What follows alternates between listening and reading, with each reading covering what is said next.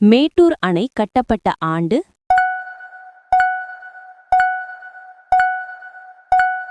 விடை 1934. மாநில சட்டமன்ற மேலவையின் உறுப்பினர் எண்ணிக்கையை நிர்ணயிக்கக்கூடிய நிறுவனம் யாது?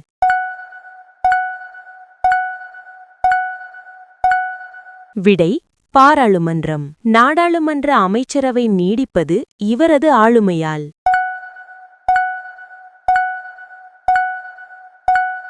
விடை பிரதம மந்திரி. அரசு நேரடி வழிகாட்டு கொள்கைகள் என்பது அரசியலமைப்பிற்கு உயிரளிக்கும் விதிகளாகும் என டேஷ் கூறினார்.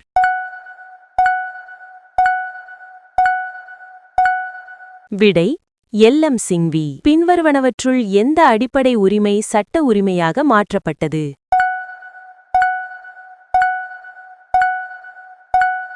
விடை சொத்துரிமை. இந்திய அரசியலமைப்பில் குறிப்பிடப்பட்டுள்ள இந்தியாவின் பெயர் யாது?